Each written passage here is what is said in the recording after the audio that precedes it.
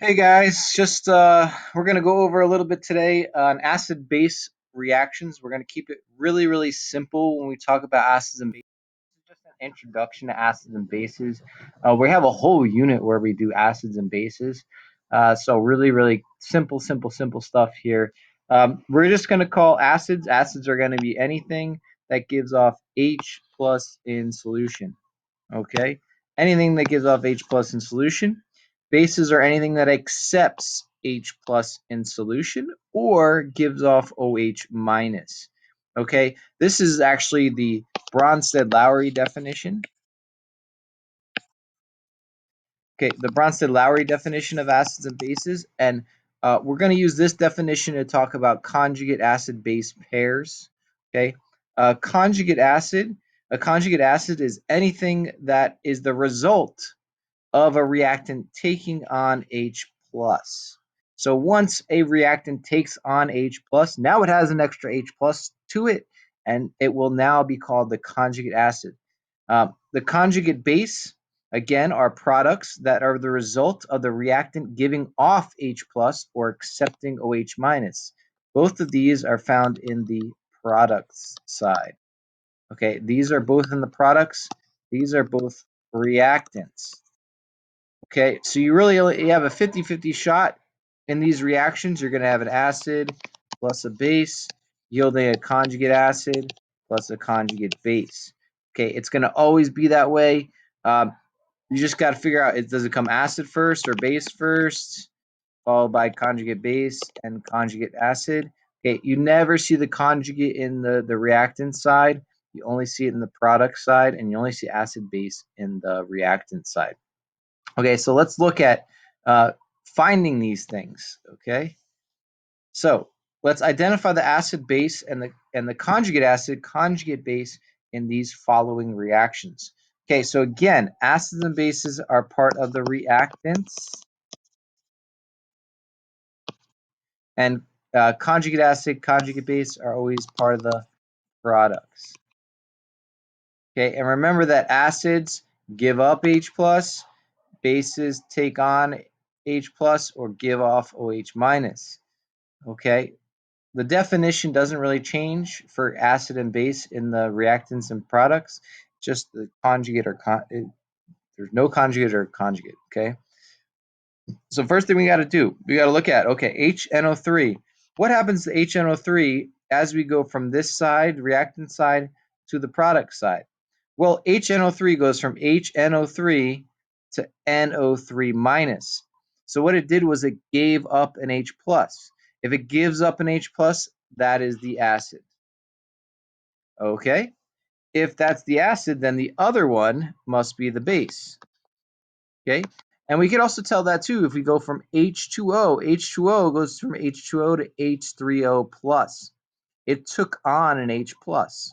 So therefore it's the base. Okay? Next, now if we look in the product side, H3O plus, we go look at it backwards now. If H3O plus goes to this side, it goes back to H2O. So it gives up an H plus. Therefore, it is the conjugate acid. Okay? And then NO3 goes from NO3 to HNO3. So it takes on an H plus, therefore it's the conjugate base. Okay, hopefully you got that. Let's look at the next one. I'll give you like a second, look it over, think about it, think. Okay, so HC2H3O2, that's acetic acid. Acetic acid goes from HC2H3O2 to C2H3O2. So it gives up an H plus, therefore it is the acid. Then the other one must be the base. H2O goes from H2O to H3O plus. Now if we go H3O plus backwards, that becomes the conjugate acid because it's giving up H plus going from there to there. Okay? And then on the C2H3O2 going from this side to that side, it takes on an H plus, so it must be the conjugate base. Okay? So I know it's a little bit confusing because you're like, wait, this doesn't that, well, you just don't think about the H plus and think about where the H plus is going, okay, and what's left over. So here the H plus is being given off, so it's the acid, okay?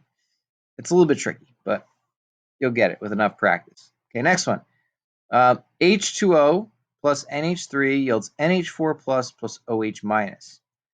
Okay, so this one, H2O, goes from H2O to OH minus. Therefore, it gave up an H plus. It's the acid. NH3 takes on an H plus. Therefore, it's a base. So it goes from NH3 to NH4 plus, takes on an H plus. NH4 plus going backwards would be giving up the H plus, so it's the acid. And OH minus will be taking on the H plus, so it's the base. And it's the conjugate base. Ooh, I forgot to write conjugate because it's in the product side. Okay, and in reality, when it's asking for the pairs of them, these are the conjugate acid base pair for this one, and then this would be the acid base pair for this one. Those would be paired up. Okay, you have the acid and its conjugate base, the base and its conjugate acid. Okay. All right, last one here. H2O plus C2H3O2 yields HC2H3O2 plus OH minus. Whew. Okay, H2O gives up an H plus, so it's the acid. C2H3O2 takes on an H plus, therefore it's the base. Okay, HC2H3O2 is the conjugate acid, acetic acid. OH minus is the conjugate base. Okay, just notice that it's always conjugate in the product side. Okay, so you got to do that for all of these ones right here in this worksheet. So do the best you can for that. Okay, so you need to rewrite all of these, label them as conjugate acid base, all that good stuff, and then fill in all these things. Okay. Next thing, we're talking about neutralization reactions. Okay, neutralization reactions, when you have an acid plus a base, typically you get a salt plus water, or they neutralize each other. Okay? Now, why it's neutralization? It's because when you have an acid plus a base, acidic is pH less than 7. Base is a pH greater than 7.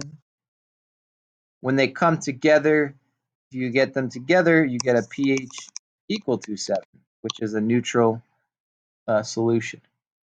Okay. Now, in order to solve it, what you need to, if you want to neutralize two reactions, if you want to neutralize acid and base, and honestly, it doesn't matter if you have a strong acid, strong base, or weak acid, weak base. This formula always works. Okay.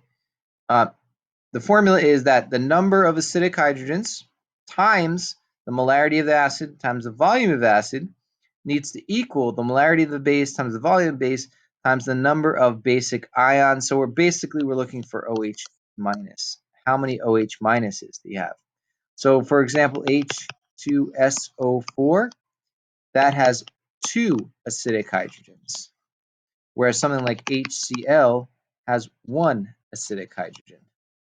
Okay, something like NaOH has 1 OH minus, or 1 basic ion.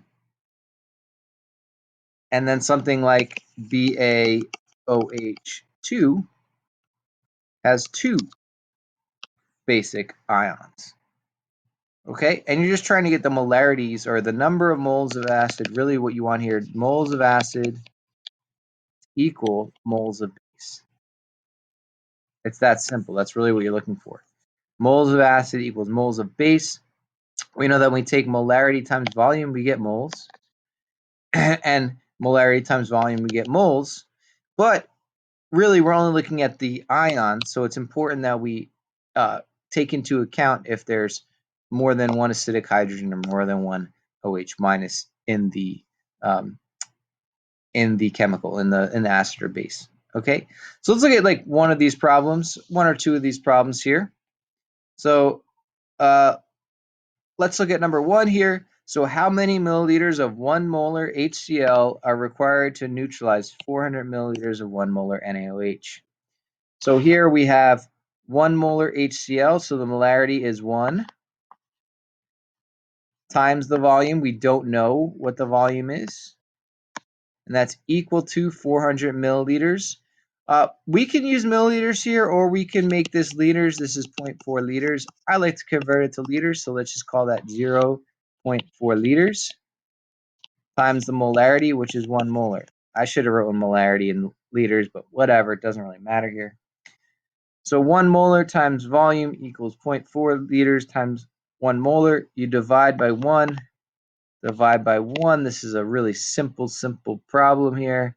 So those ones cancel, only get 1 here. So basically the volume is equal to 0.4 liters, which makes sense. If you have 400 milliliters of 1 molar NaOH, you need about the same of the same. If it's the same molarity, you need the same volume. So you need 0.4 liters of the HCl.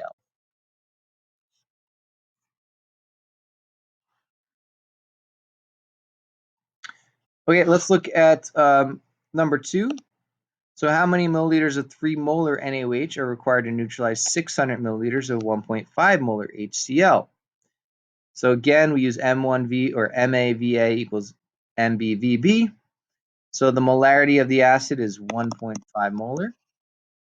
The volume of the acid is 0.6 liters. The molarity of the base is 3 molar. And the volume of the base is what we're looking for. Okay, so we divide by 3. That cancels here. Divide by 3. And the volume of the base, you should get 1.5 times 0.6, 1.5 times 0.6 divided by 3, and you get 0.3 liters of NaOH.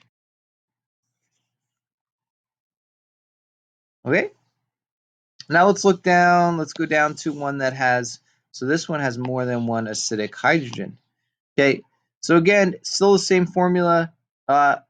These all only had one acidic hydrogen and one OH minus, one H plus, one H minus. That was easy, just 1 and 1.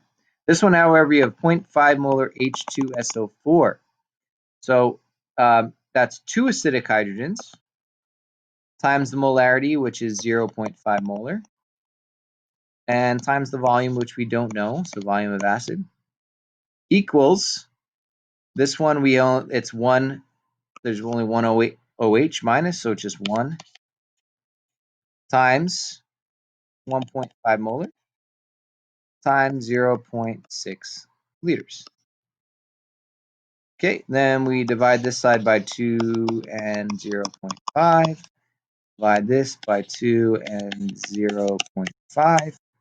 And the volume of the acid equals, let's see here, 1.5 times 0.6 divided by 2 divided by 0.5, and you get 0.9 liters of H2SO4. Okay, that makes sense, sort of, I guess. Yeah, sure, why not? Okay, so complete the rest of those. If you have any questions, let me know. This one has 3 acidic hydrogens. This one has 2. Be wary of that. So make sure you take that into account and give it your best shot.